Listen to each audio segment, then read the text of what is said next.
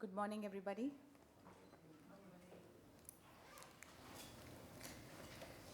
I know I'm far from being a young Indian when I have to wear reading glasses. Welcome to the first session of Young Indians Regional Conference, Standing Tall, Connected Values, Disconnected Youth. Education is a topic very close to my heart. I used to be the National Education Chair for Young Indians for many years. And one of the reasons we started Young Indians was to make sure that we were very much part of the dialogue of understanding the issues that face the education sector and finding interventions to resolve them. UNESCO's Education for All Global Monitoring Report this year focuses on understanding the reasons why so many young people around the world, especially the disadvantaged, are leaving school without the skills they need to thrive in society and find decent jobs. As well as thwarting young people's hopes, these education failures are jeopardizing equitable economic growth and social cohesion and preventing many countries from reaping the potential benefits of their growing youth populations. Education is not only about making sure all children can attend school. It is about setting young people up for life by giving them opportunities to find decent work, earn a living, contribute to their communities and societies, and fulfill their potential. At the wider level, it is about helping countries nurture the workforce they need to grow in a global economy. As our urban populations grow rapidly, young people need skills to make their way out of the vicious cycle of poverty. In rural India, our youth need new coping mechanisms to deal with shrinking opportunities for rural work and a chance to acquire the basic foundation, technical and transferable skills which are essential to their success and participation in a rapidly urbanizing India. Most importantly, education needs to be gender disparate and inclusive so our large population of girls and young women can overcome endemic hardships and participate in India's development. Recent developments, including the global downturn, ascribe a greater urgency to ensure equitable access to appropriate skills development programs. Youth populations are large and growing.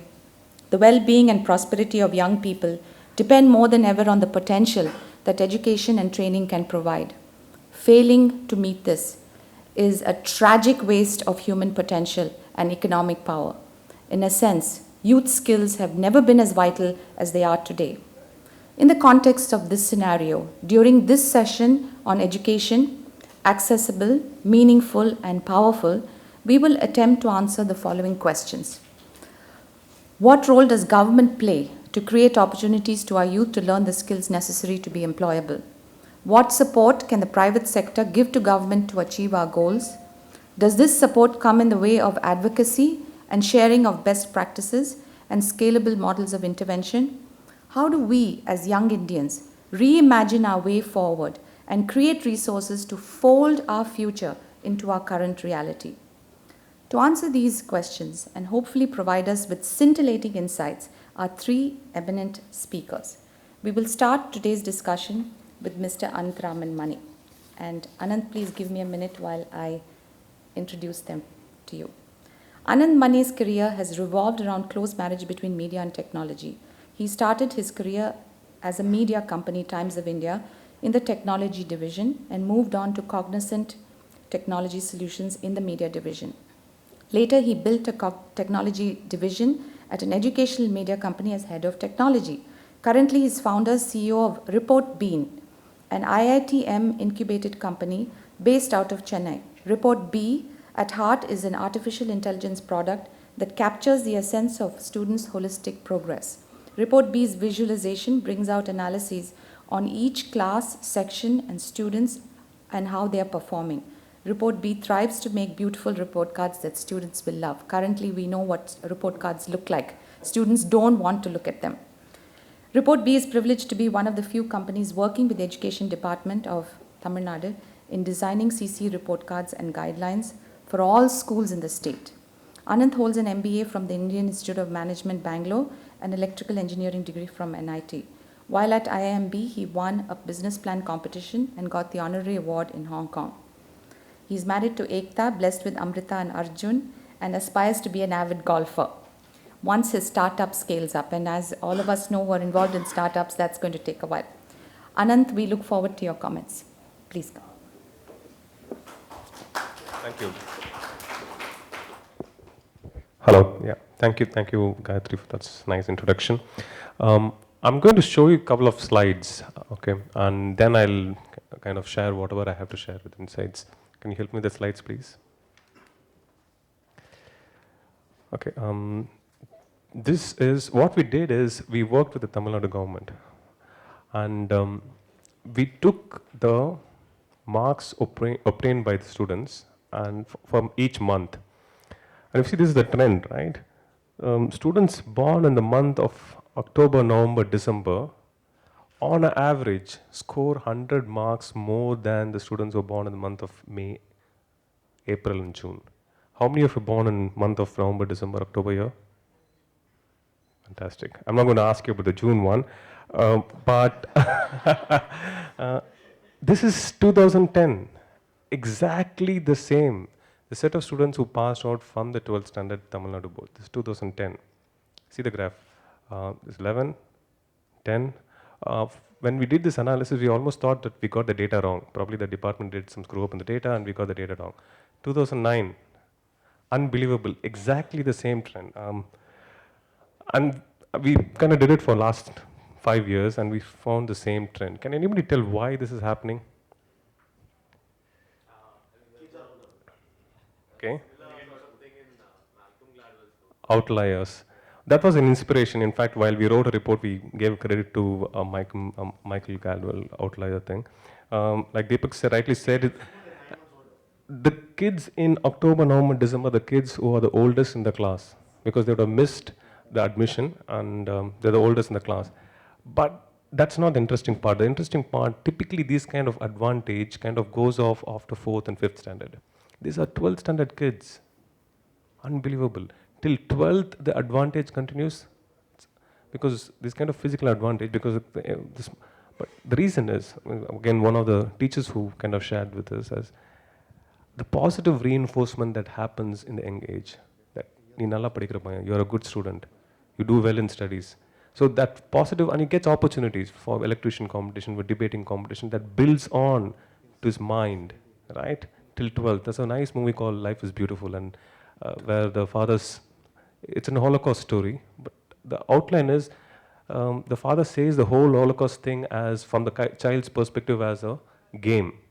And the child grows up and says that, you know why my father did it? So that I shouldn't have a scar. The kids born in the month of June and stuff are probably majorly suffering from the scars they had in the young age. Because of the analysis, what the department is doing is not to encourage parents to push the kid in an early stage to go to the school. They're taking their own time. Let the kid spend one more time in the play school and enjoy. Let the kid go 1 year later. It doesn't matter. But the kid will be far more positive towards life and far more self-confident and do well in life.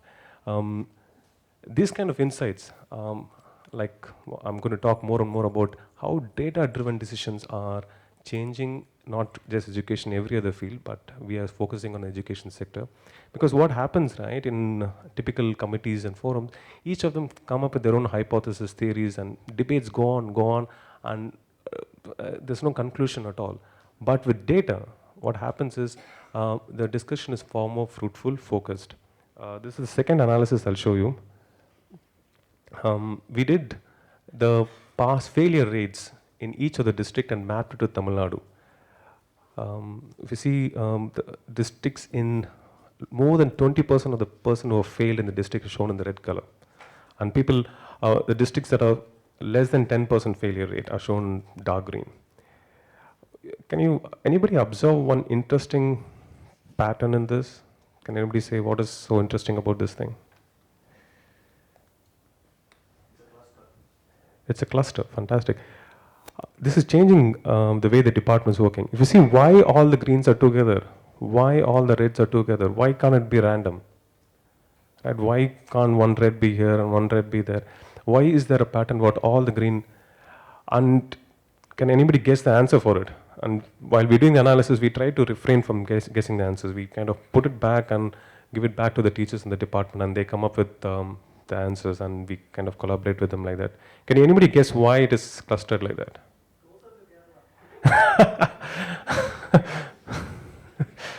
Okay. Okay. Any other guesses?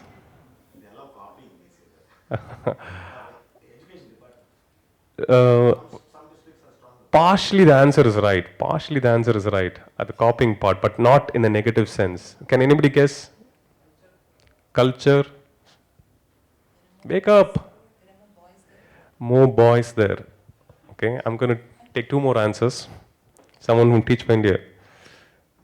I think more collaboration between Brilliant. teachers and HMs and everybody. So what happens is the department does a lot of this training programs. Just for convenience sake, they bring school together, which is our surrounding area. So all the best practices that they have, they share it among the teachers in that particular area. So because of this analysis, what's happening is now they're collaborating across the district. The whole way in which the committee organizes or collaboration organizes any teacher program is being distributed in such a way that two different districts from North and Chennai, North Madras and Southern, North Tamil Nadu and Southern Tamil Nadu collaborate. So how, I mean, this department been doing pretty good work for the last 25 years, but very simple analysis like this changes the whole policy making decisions and how training programs for teachers are conducted. The next thing we did is failure in 12th is a very bad thing, right? It kind of affects the individual's confidence and a lot of prospects for him to go to do many other things in life. So passing in 12th is extremely important. And in government schools, the pass percentage is just 77. There is significant of people fail. So we want to know whether is there something we can do to understand the reason for failure rates. So did a small analysis. Why people fail? It's a very difficult question because we don't have data. It could be socioeconomic background. It could be background in terms of financial situation, economic situation, and psychological problem or physical problem, IQ level, many such factors, but we don't have information on all this. Very simple analysis we did, which is how many subjects the kid is failing in. So kid failing in all the 6 subjects is just 1%, and the students failing in 1 or 2 subjects is significant. About 77% of the students fail in only 1 or 2 subjects. Because of this, what's happening now is after the first test and first term, right, they're segregating people failing in 1 or 2 subjects, they're giving a special attention. With just doing this, right, not major investment, nothing, they can improve the pass percentage from 77 to 97%. I just want to share some of how data-driven decisions are going to significantly affect the education, help in better resource planning, help in focusing on specific area which will give fantastic impact to the society. Yeah, Gayatri, I'm done. Thanks a lot, Anand. That was fascinating. And we will get back to why data plays such a crucial role during the question and answer session. Our next speaker is Mr. C.P. Vishwanath. And for those of you who have heard of Karadi Tales, here is the founder of Karadi Tales. So please give him a big hand. Mr. Vishwanath is the CEO, Managing Director of Karadi Tales. He holds a bachelor's degree in Science and Information Technology from Mumbai and is a trained professional Carnatic Chennai vocalist.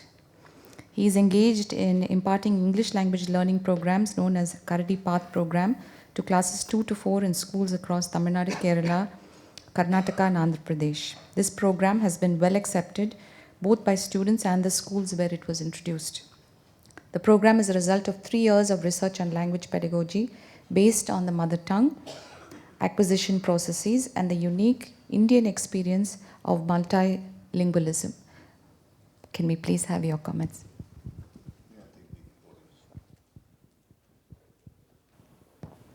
Can I close this? Yeah. Good morning to my fellow panelists and good morning to all of you. I want to talk less about what we do. I want to talk a little bit more because I have labeled the session as Reimagining Rural Schooling.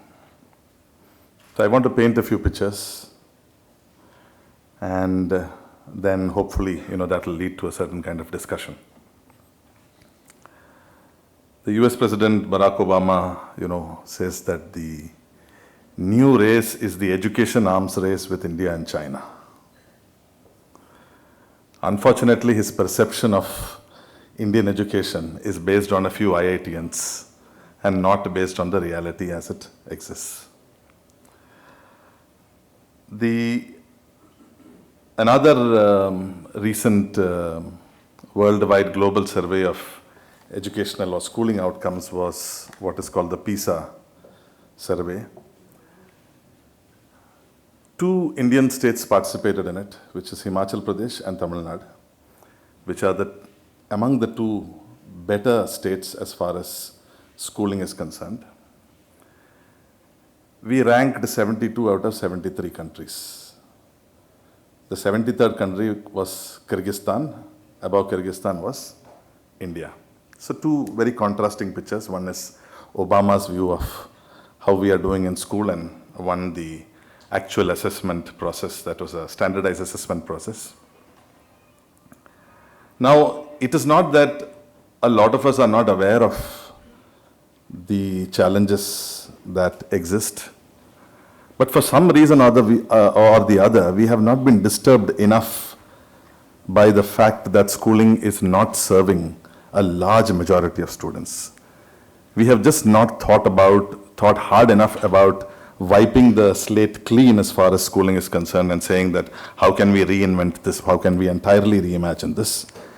It requires a lot of guts, it requires a large scale, it requires a lot of people to think along these lines before we can actually achieve it. And so the whole idea, or rather my little dream that I have, is that at every opportunity that I get, I talk about it. Hopefully, there are more and more people who start thinking along those lines. It is not so much to come up with a solution, but as much as to start saying that, okay, we are going to start thinking really hard along these lines.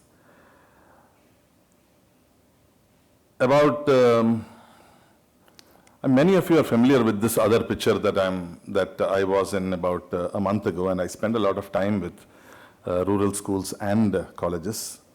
I am at an engineering college, first year classroom in an engineering college just outside of Salem.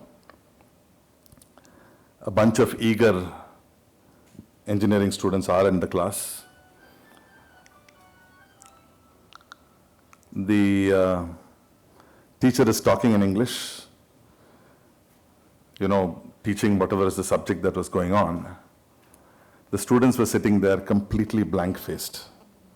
Nothing got through, absolutely nothing got through.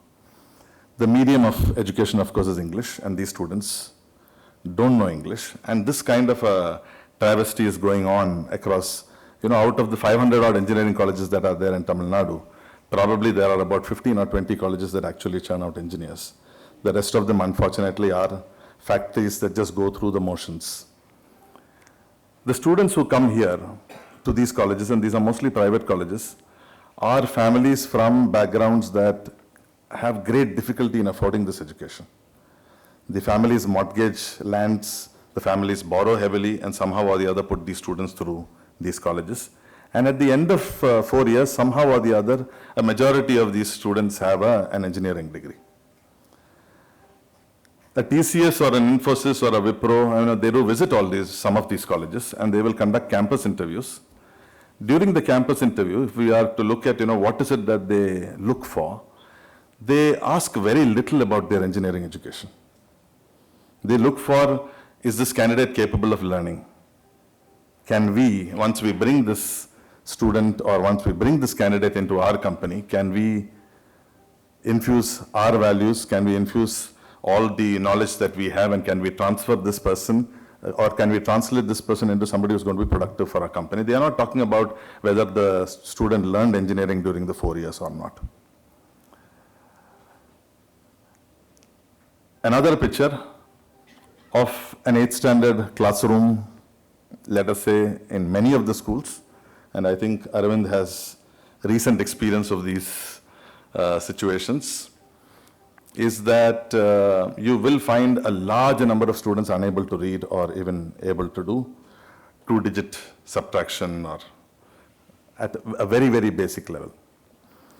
Before we kind of pass judgment on these kind of outcomes, it is important for us to recognize that when as this child has come to the 8th standard, there is close to about 15,000 hours of education that have actually gone, that the student has gone through, that teachers have contributed to. I mean, we may all have our opinions in terms of what is the quality of this schooling, but nevertheless, 15,000 hours of effort have gone into this whole place. And if at the end of the day, the outcome is that you can't do two-digit addition, if you do not understand a simple story they cannot re-narrate at 8th standard level, we have to go back and ask the question as to what did we do during these 15,000 hours. Why have I painted these pictures? Because there's a lot of thought and a lot of very sincere thinking that is happening among a lot of people in India in terms of the education framework. And the National Curricular Framework, which the NCERT has recently framed, is something that if you look at it out of the context of what exists in India, is a very, very imaginative and a very nice document. But the moment you have to apply it to the schools that we have currently, you will also find that it is one of the most impractical documents that can exist. Our teachers will not understand what that NCF is. Our teachers cannot implement any part of that NCF. So given the fact that this is the situation as far as your teaching capacity is concerned, should we be promoting the same kind of schooling that has been happening for a long time now? There is a new, as part of the RTE that has come, there's a teacher's eligibility test that is being conducted now. All teachers have to take it and pass it. This teacher's eligibility test, or TET as it is called, is just a measure of, do you know your subject? Do you know enough to teach the students of this subject? Less than 1% of the teachers who took the exam passed it. And now the teachers are up in arms saying that the passing mark should be lowered from 40% to 30%. So that they can clear this. No, these are, I mean, much as it is, it's not so much to amuse the whole situation that I'm bringing these things out, because I think somehow or the other, the volume of some of these significant facts that exist, I mean, this awareness is not quite as much as it should be. And hence we have to go back and say, I mean, is it possible that in the foreseeable future, that we will have teachers who can actually teach? My answer is that for the next 30 to 40 years, we are not going to find them. I mean, there is a whole revolution that has to happen in bringing the teachers up. There has to be an entire social change which kind of repositions the teachers' place in society, because right now we have relegated them to a very low level, and it's more, the government teachers is more like an entitlement. I have a secure job. So the passion for teaching or the interest in teaching, all of these are very, very secondary aspects. So given that this is this very gloomy picture that I'm painting, what are the various things that we can think about? And it is in this context that briefly I want to talk about what we are doing. Is there are two initiatives that I'm involved with. One is the Karadi Path initiative, which is largely to completely turn language learning and the process of language learning on its head by using the Indian experience of multilingualism. So you can find that some of the best schools in Chennai, the student may learn Hindi for 7-8 years, may also get 70% marks in Hindi, but at the end of 7-8 years knows no Hindi. So this is not a question of underprivileged schools or anything. This is a situation with the best schools. At the other end of the spectrum, you will find that if you go into Dharavi, one of the largest slums in Bombay, for those who are not aware of it, you will find that most of the kids speak 3 languages at 3 years old or 4 years old. So on the one hand, it can be extremely easy. On the other hand, we have a schooling process that somehow seems to make a very heavy weather out of a very simple thing. The entire experience of Karadi Path is because there are 13,000 odd English medium schools in Tamil Nadu alone, and most of these are in rural and semi-urban areas. And most of these schools, the teachers don't speak English, the students also don't speak English. So they are operating in a very, very artificial environment. Karadi Path is a solution that we have come up with in saying that if you want to teach in English, let the child please know English. Otherwise, it is like me delivering a speech to you in Hebrew and expecting that you will understand it.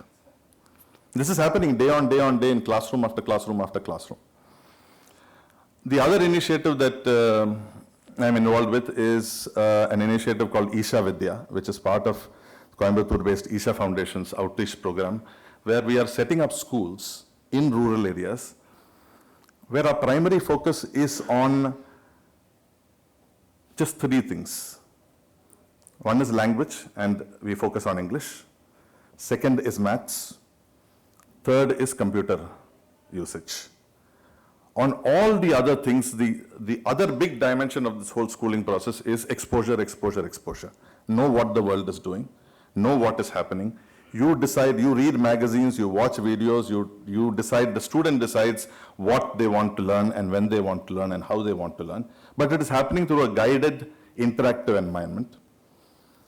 We will find that less than 20% of children who go to school, and this is not true only of government schools or anywhere else, is that we don't do things related to our schooling. I mean, how many of you use calculus in your daily life? Question.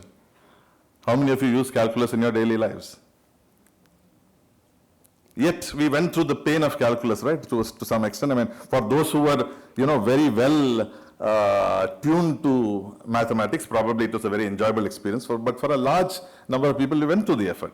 How many of us know about the different types of glaciers that exist across the world?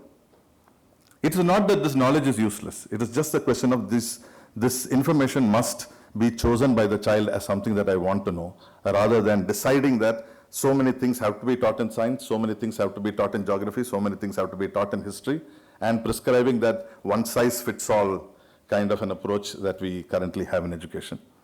At this point in time, I will just stop my monologue here, and hopefully we will have an interesting question-answer session based on this.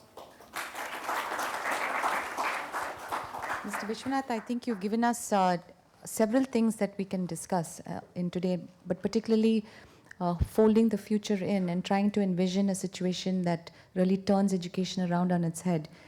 Our next speaker is actually an example of the same. Arvindprasad works as a fellow for Teach for India, basically a nationwide movement of outstanding college graduates and young professionals who teach full-time in low-income schools for 2 years. The fellowship enables them to become lifelong leaders, advocating the cause of educational equity. In June 2009, Teach for India placed its first cohort of fellows in low-income municipal and private schools in Pune and Mumbai, and Arvind was just telling us how difficult of an experience that was. Today, Teach for India is based in 5 cities, Mumbai, Pune, Delhi, Hyderabad, and Chennai, comprising of 550 fellows and 198 alumni working towards eliminating educational inequity.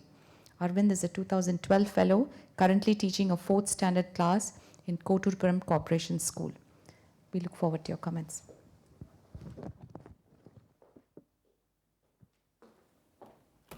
Thank you, Gayatri. Good morning, everyone. My name is Arvindprasad, and I'm a 2012 Teach for India fellow here in Chennai. Disclaimer, I am June born, so please, I somehow managed to succeed, so I'm going to thank my teachers and parents. It's a great honor to share the stage with Mr. Anand and Mr. Vishwanath. The impact that their work will have in our classrooms is amazing, and as a teacher right now, as a primary school teacher, thank you so much. I'd also like to thank Young Indians and Confederation of Indian Industries for giving Teach for India and me this opportunity to talk in front of you. So the topic that I chose was eliminating educational inequity, a sense of possibility. The term educational inequity, what does this mean? Let's look at this. The dog sat in the car. It's a very simple sentence. The dog sat in the car. 23 of my 25 4th standard students studying in an English medium corporation school for the past 3 years could not read that sentence. Forget understanding it. They could not solve the next question. There are 9 trees with 7 apples on each. How many apples are there totally? Basic multiplication question, 4th standard. That is educational inequity. Now let's imagine this from a classroom. Let's look at it from a larger picture, whole of India. According to stats from the Human Resources Ministry, out of 200 million children in India, 4 million will not go to school. 4%, 8 million children will not go to school. 74 million children would have dropped out before passing primary